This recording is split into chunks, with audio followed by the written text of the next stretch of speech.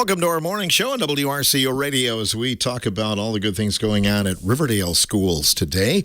They're on a 2-hour delay, in fact, so we were able to snag a few of the teachers here before school starts today in the studio. In fact, we're going to talk a little bit later on about their 4K screening, but Anya Drone is in the studio with us, Stacy Szynski and Hillary Lilla, and Larry Swigum is here. We'll learn about what they do at Riverdale. We're going to start with Candy Lee. She drew the short straw today. How are you, Candy? I'm excellent, thank you. Good to have you in here. So, long-time art teacher at Riverdale. How many years have you been with? 50 years. So it's 50 a long time. years. Yeah. But that's why we're going to have a great event on March 6th. It's going to just be great. We've been building on these things for many, many years, and there's a lot to see, and we're showcasing everything that we do at Riverdale, so it's going to be awesome. So is it kind of a retrospect a little bit, or what would you describe it as? We're changing it up just a little bit this year. We've always done K through 12, but we moved our event closer to March. So as a result, we can use the high school a little bit more. So we're going to bring them over and showcase some of their strengths as well. From the tech ed department and from the ag department, supposedly, we're setting that up in the gym. So that'll be big too. But I said the art's going to be in the library, and we're going to set it up as a gallery, and it's going to be huge. I've got a 4K through 6 exhibit that'll be there, and the high school's going to come over and join us there too. But everybody's going to be showcasing something, and it's going to be incredible. You got to come. For years, we've done this event every other year, and they literally fill the parking lot right down the street. So it's something you don't want to miss, and we're going to be giving them hot dogs. So we're doing it during the dinner hour. So parents are going to have trouble working in dinner and things. So we're going to even work with that. So awesome. Well, talk about your career a little bit. As long as you're here, do you remember your first class? My first class. First class that you taught? Well, I got to tell you, right now I've got grandparents, parents, their kids, now their grandkids. So I've got like 4 generations, and I got to tell you, genetics is wonderful, but they all start to kind of look alike like their parents. So when I go back, I see their name. That's just part of being a career person. But I said what's really nice in our building right now, we've been in there for 29 years, and my students have left pieces of themselves on our wall in murals. And my students come back and they visit their murals. They see them, and they're kind of gorgeous, and they're all over the building. We've got 9, plus in the cafeteria, we've got 90 fish that hang from the ceiling that look pretty incredible too. So I can't say I'm not proud of my students. I am, but they're everywhere, and it's nice to see them all come back and see their stuff. So it's cool. Have you had students go on to become art teachers? I've had a few, yes. Yes, I have. Yes, I have. And it's amazing when I hear where different people have gone, that Riverdale really does a job for us. Our facility is top right now. I can't compare it to anything I've seen anywhere that I'd say, gee, I wish I had that. No. We've got everything we need, and it's incredible to look at, to experience, and to work with the people that we have there. Have you had any go on to be artists, like make their living? Oh, I can't say that. No, nobody's in the Smithsonian. No, not yet. No, not yet. No, but never give up. No, I say I never give up on my students. Some surprise me still. Ah, that's amazing. What is your favorite area to teach? I mean, is there a favorite unit, or is it? It used to be 7th and 8th grade, and then they moved them over to the high school. I miss them, but I love them all, of course. But now the little ones are kind of getting under my skin a little bit. They want to be part of. They literally attach themselves to you almost every now and then, and they kind of spin you right into I can do better. So I think that's the important thing, is that they always want us to bring more to them.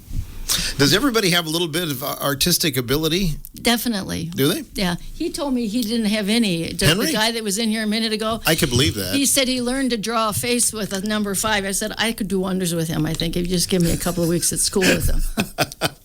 Well, we thought about sending him back to school. Yeah, I never believe nobody's got it. We've all got it, but I've got kids that can't draw anything, but they love horses. So all of a sudden they're spinning off a horse. It's got all kinds of skills, but they all have their treats and treasures that they like to share, I guess. So. Do you still get wowed once in a while by a student? All the time. Do you? All the time, yeah. And by staff. We get wowed by each other all the time. We got to take a minute and stop and say, that's incredible.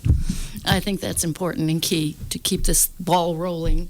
To keep it going. Yeah. Yeah. And all the time, we talk about school funding, and a lot of times, they start, maybe we're going to have to cut the arts. That would be a mistake, wouldn't it? That would be a big mistake as far as I'm concerned. And I'm hopefully thinking that nobody's going to really go that dark. But we have heard repercussions every now and then. They've cut my program once. They cut it again. Now I'm down to halftime, and I meet with my students every 6 days. I get them for 40 minutes. It's not really enough, but come to our event, you'll see it's working, and we're making it fly. But I will say my halftime isn't really just halftime, so. Right. Yeah, you put in a little bit extra. I there, do I'm put sure. in a little extra, but I enjoy it. If they stop paying me, I might stop. But we'll see how that works. Oh, I'm sure you'd probably do it whether they paid you or not. I don't love know. it. You love it. I do love it. Yeah, I do. So when people come to the showcase on March 6th, you're going to see a little bit of everything, like some drawing and painting and we're going to pottery. Yes. Do you do pottery? We're not going to have pottery. My sixth graders get their pottery unit, and I didn't get sixth grade till like 3 weeks ago. Oh. And the second quarter group I won't get till the fourth quarter, of sixth graders. So we won't have that in it, but we do have lots of paintings and all kinds of stuff, sculptures, things hanging on the wall. It's going to be incredible. You're just going to have to come. And what are the hours? The hours are, I think we start 4:45. Is when we're going to actually start, and then we're going to wrap it up by 7:30. And they've got auction items and basket items that the elementary teachers are putting together, and they usually bring a pretty good, and that all goes to our activity fund, which we use to send our kids to different theater groups and events that we get to have that ordinarily wouldn't be probably built into the budget, that we're making extra money, which is great. And we make quite a bit, actually. And we got a book fair that day. The book fair will be there. I guess I can't think of anything else. It's going to be filled. The whole school. So it's just not the art program. It's a little bit of everything. We're going to be showcasing things from the high school, and we're going to be showcasing the math and science department. They're going to be putting some things up as well. And anything that you think is really special that you want to showcase, we're going to say, hey, we got a spot for you. Because we want the community to see what all we have. I think they got a pretty good idea what we have, but we're going to showcase it anyway. Yeah. We're going to glow. Wow them. We're going to wow them, yes. So you got another 50 years planned for teaching? Well, we'll see. My husband says every year, is this it? And I go, we'll see. Who knows? I mean, I hate to put this on the broadcast, but who knows? Yeah, we wanted that morning show exclusive here. Yeah, I know. I'm hearing it. But I'm not going to go there for you. Okay. We'll see. Well, we'll take the time to thank you for what you've done and your years of dedication and education. And it has been a pleasure. Yeah, people can come out and see firsthand on the 6th. Yes, we got it all. You won't miss it. It's going to be everywhere. Great. Well, we appreciate you coming in, Candy, and we'll let you get to school there. You got to teach some young minds here yet today. So thank you very much. Candy Lee joining us on WRCO. Let's move over and ask Larry Swigum a few questions there. Larry, good morning. All right. Good morning. You and I usually just talk basketball, but today we have some other things to do. Yes, sir. Yeah, glad to be here. You wear a few other hats at Riverdale. Yeah, quite a few. I teach sixth grade math to start the day. I serve as the dean of students at the Res. I'm the summer school coordinator, and I coach varsity girls basketball. So, busy guy, but very blessed to have a lot of different roles here. Sixth grade, I think I remember that's about the time when my kids would ask me for help and I couldn't help them anymore. You know, I mean, what are some things you're learning in sixth grade math? Yeah, I would say that's pretty common. Unit rates are what we're working on right now. We're just starting our geometry unit, so we're talking variables and coefficients and all of that kind of good stuff. So definitely sixth grade is considered the start of our junior high math program, the 6th, 7th, and 8th grade all tie together. And it's interesting every day. But math is fun. I've always really enjoyed it. It is a challenge for some, and some people it clicks right away. But that's part of the process of learning, and you kind of meet the kids where they're at and build the foundation and go from there. So.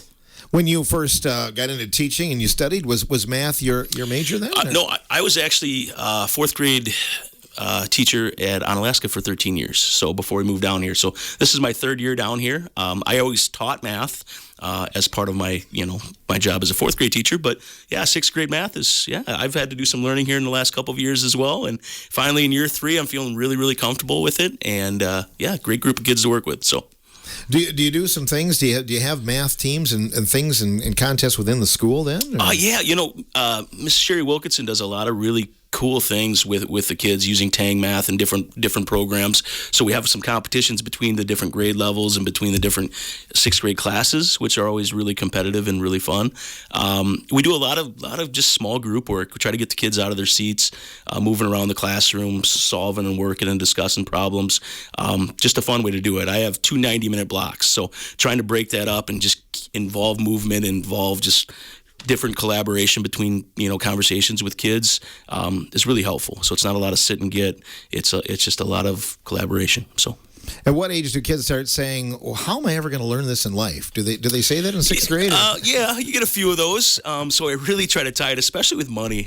Just thinking about unit rates right now and just finding the best value. You could talk about eggs right now and say, hey, if you can get 18 eggs for $7.90, or you get 24 eggs for $8.50, what's the better deal? And just taking those life skills to kids and being like, hey, you want to save money, you want to do those things, you got to understand math. So it's a very important thing. You can tie it to anything. You can find the passion the kid has. Maybe they love sports, and you tie in points per game and those things to talk about average and mean.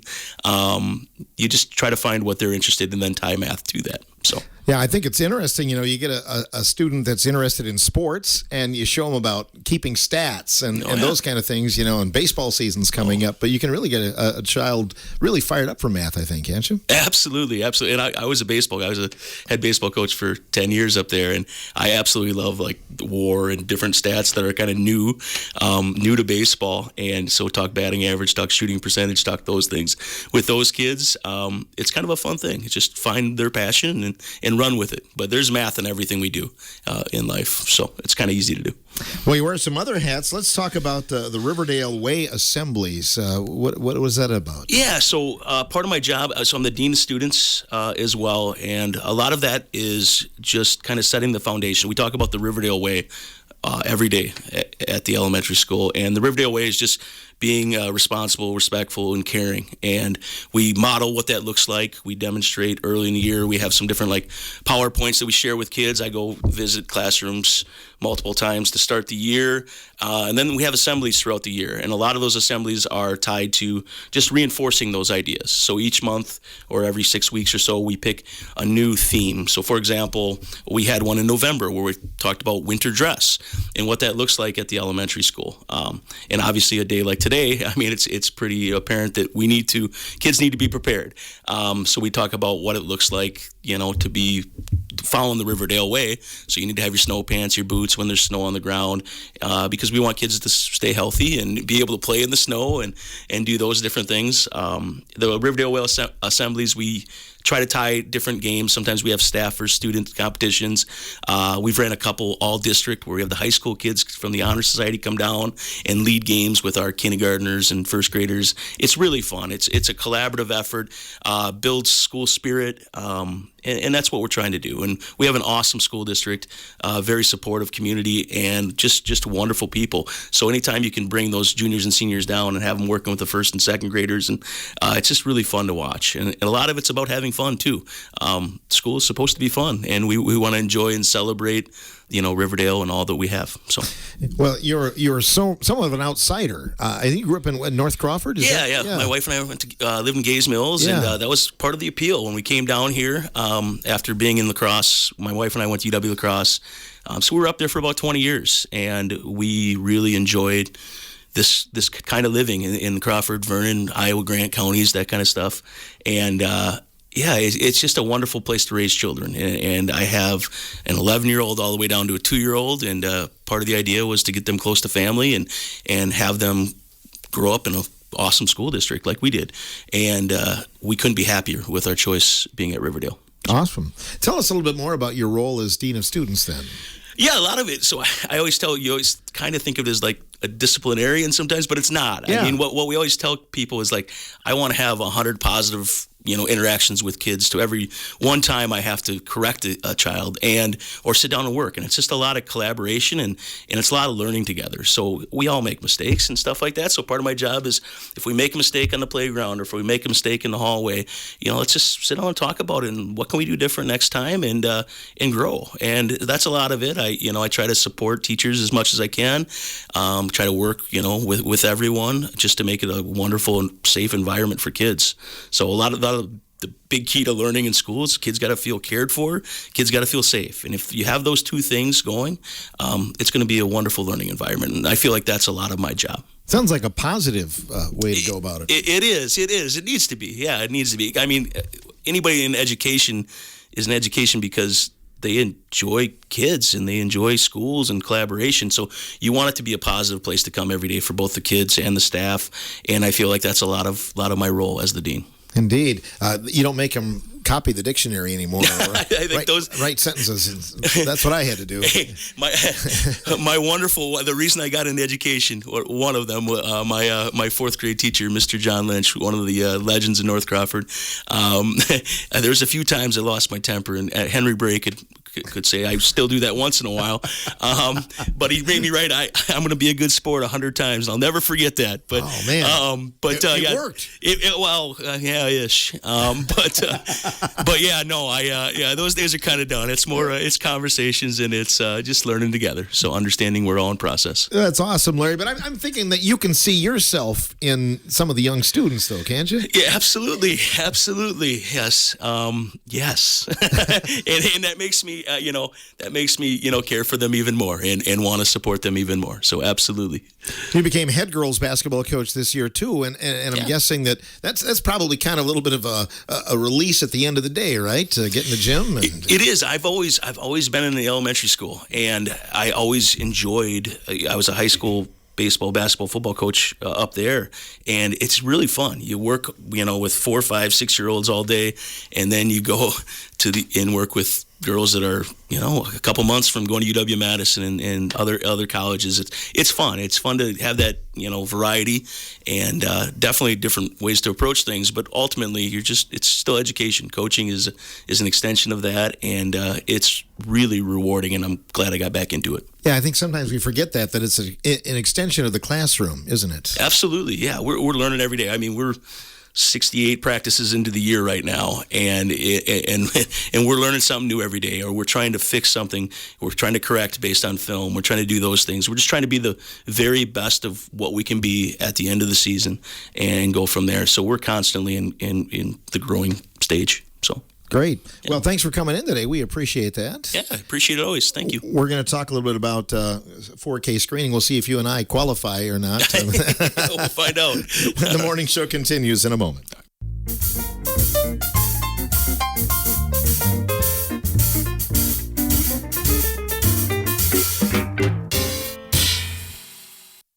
Welcome back to our morning show today on WRCO. We're talking about all the great things going on at Riverdale. I want to say this spring, we're past almost a month away from the official day of spring, and also lots of districts doing their screening, and Riverdale no exception. So we're talking to Stacy Szynski, Hillary Lilla, and Anya Drone.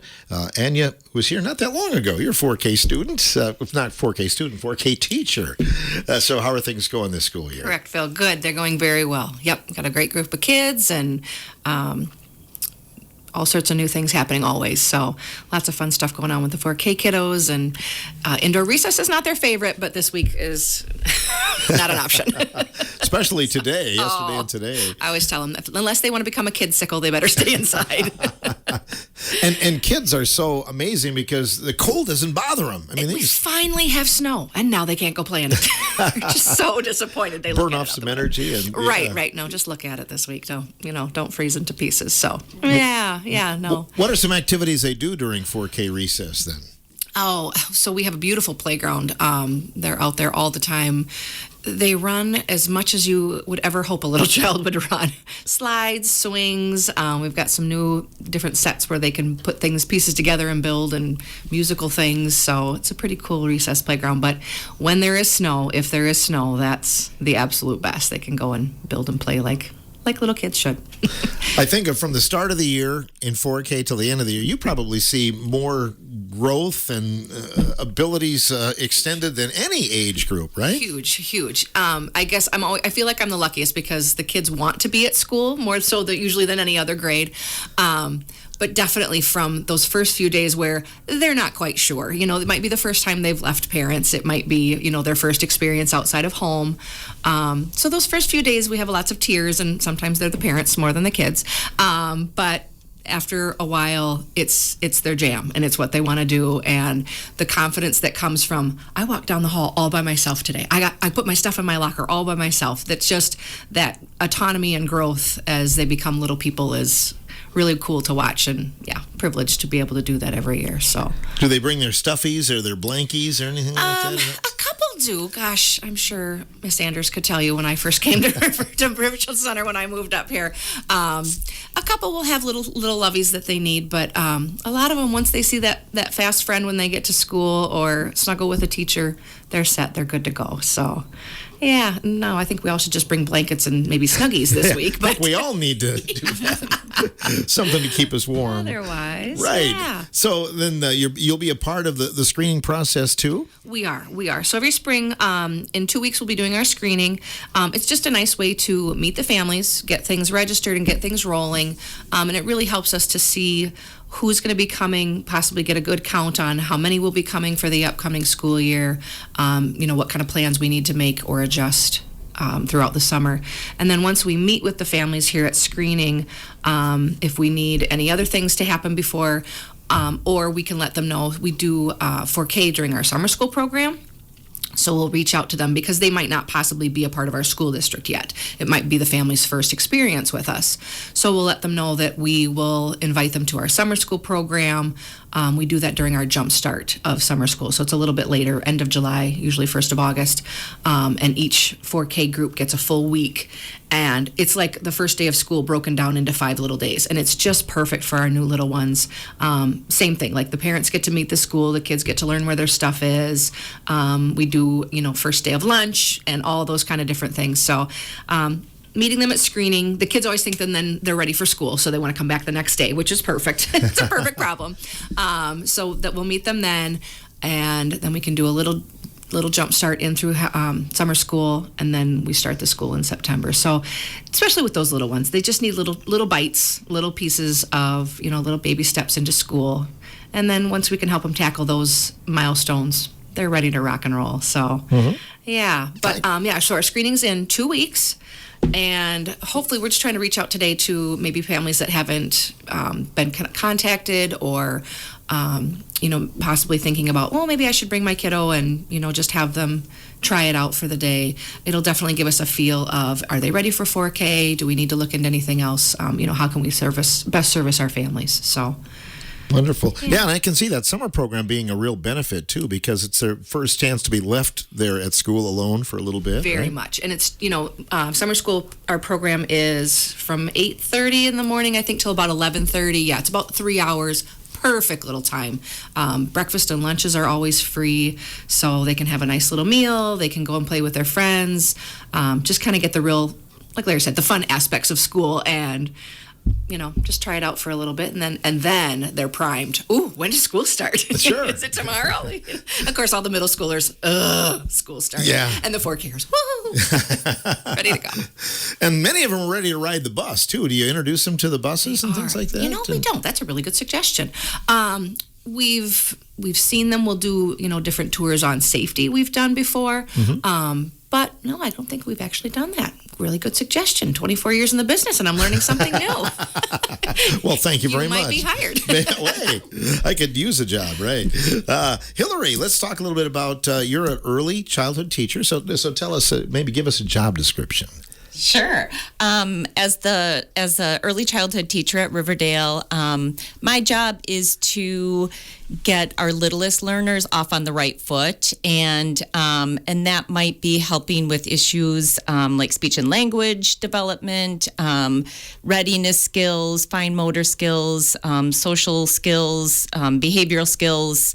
Things like that. And, I work with a 3-year-old to 6-year-old population at Riverdale.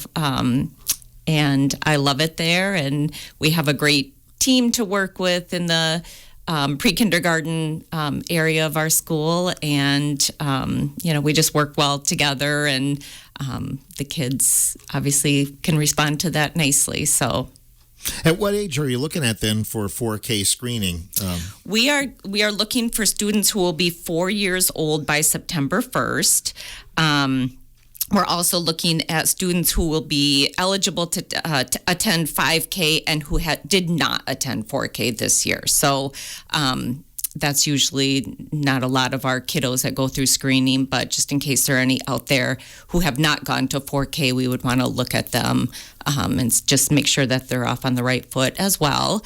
And then we're also looking at if some parents out there have concerns about kids who will be 3 by September 1st, they might have concerns in various areas of development, like the ones I had mentioned before: speech and language, motor skills, social behavioral, gross motor skills, fine motor skills. So if there are any parents who have concerns in those areas, we encourage them to reach out to the school district as well. 4K is not a requirement, right?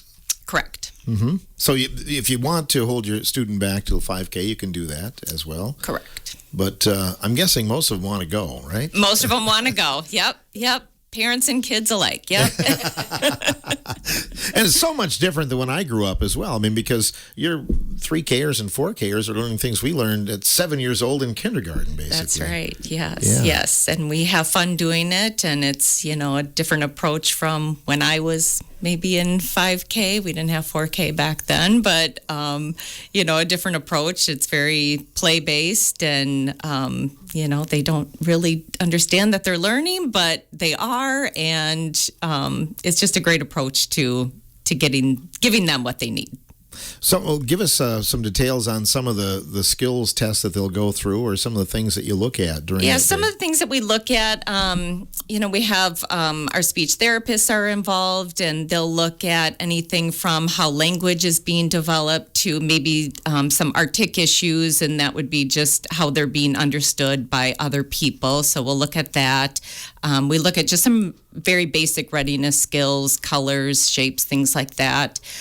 Some motor skills, so fine motor skills, and just watching them interact. I know it's just a little glimpse of time that we're seeing these kids, but just observing them play with others, interacting with the kids around them, as well as the staff around. There's a lot of us in the rooms, and just if they can, interact appropriately with us and with peers. So those are kind of some of the things that we're looking at.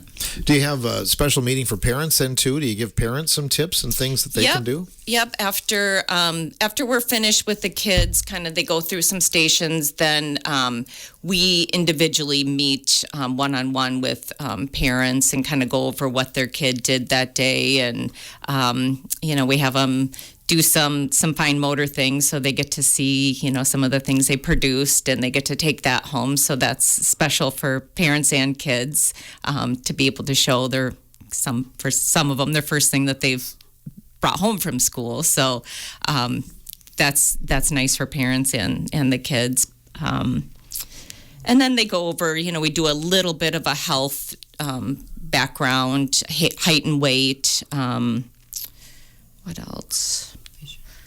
Vision and hearing. Mm-hmm. They'll do a vision and hearing screen at school. So we'll go over that with the parents as well, all that information. Great. Let's also bring into the conversation Stacy Szynski, who is here.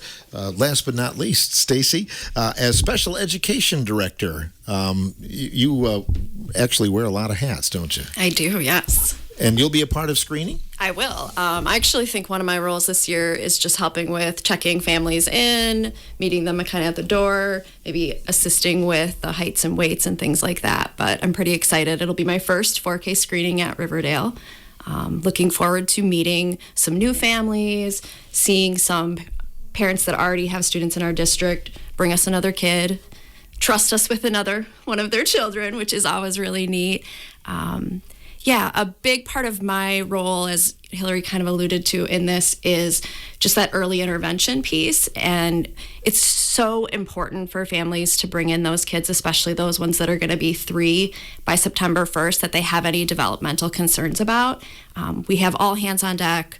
All of our team there has that expertise that is going to be able to observe, talk with families, things like that. It just gives us an opportunity to identify students that might need some additional supports as early as possible, which is always key to getting them on a really great path. It's always interesting how some students develop, faster than others. But like maybe a student comes in, they're really strong in one area, but maybe they have a deficiency in another.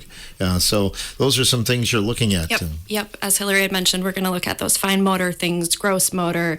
Speech and language is always a really big one with the littles coming in, and we have great speech and language therapists that just bring so much expertise, and it's such an awesome opportunity again to meet the kids, but also have the families there and talk with them. And yeah, I think it's going to be a really, really excellent opportunity. Where were you at before Riverdale? I was in Hillsborough as a special ed teacher. Okay, good. And so your first year at Riverdale? My first year at Riverdale. Yeah. What attracted you to the district, by the way? It is very similar in like demographics to where I came from, and I grew up in Hillsborough, so kind of that farming community, that small town. I'd heard really great things, and I mean, it has been an amazing journey so far. I'm just absolutely loving it. You can feed off the energy of the kids sometimes, can't I can. you? I adore the kids. I like the staff too. Don't get me wrong, But at the end of the day, I mean, we're there for the kids, and we have a great crew, all the way from the littlest ones all the way up through our biggest and oldest ones. They're just a great group of students. As parents, sometimes I think we worry about, maybe this child is maybe a little bit behind. You can kind of, ease some of those fears and kind of say, oh, this is just normal, or maybe this needs to be looked at. Yeah, I mean, we do our best on that. I mean, it can be challenging. Every kid is so different, and just beautifully complex sometimes. But yeah, this is a really great opportunity, again, to have a lot of people with a lot of experience and expertise to be able to have those conversations with. And we do get those parents that are like, ooh, I'm just not sure. Like, especially if it's maybe your only child, they haven't gone to daycare, they haven't had a lot of exposure to other kids, you really don't have a great baseline to compare to. And so this is kind of an opportunity to talk through some of those things with parents. Isn't it interesting? You can probably tell, okay, this is the first child, they're a little timid. The second child is like, I'm ready to go. Well, let me at it. Maybe not always the case, but it seems like that, doesn't it? I think so, yes. They want to follow the older sibling and do what they do. Yes, they do. Absolutely. So is it kind of a little bit of an assembly line that day then for the screening? Like, see this person and then go to this person? Or is it just all together? A little bit. I mean, we definitely encourage people to call and make an appointment so we can be pretty structured with it. There's small group that they rotate through. Yeah, it's structured, but less assembly line and more just kind of small group, a lot of like play-based, as was alluded to. Okay. I think some of us adults could go through it too, social, behavioral, and I think you'd enjoy it. I think I could, so I might not be ready for 4K yet, though. We'll find that out. Let's see what we can do for you. Anything else any of you would like to add today, or did we cover it pretty well? Yeah, coming up on, what's the date again, Hillary? March 4th. March 4th, okay. And the hours, just by appointment? They are by appointment, I believe 8 to 11 Okay. in the morning, and then 1 to 3. Yeah, it runs almost the entire day. And again, if they call over there and talk with Miss Sarah, she'll get them set up with a time. And if they're not able to make it, we'll also figure that out as well. Again, we just really want to get some eyes and some ears on these kiddos and see what we can do. Wonderful. 608-739-3101 is the number. Great. Well, thanks for coming in today, you guys. Thank you. Enjoy your day at school. We've had Riverdale guests on today. We appreciate it. Stacy Szynski, Hillary Lilla, and Anya Drone. Earlier heard from Larry Swigum and Candy Lee on today's morning show. Coming up, you'll learn about how you can take a plunge this weekend.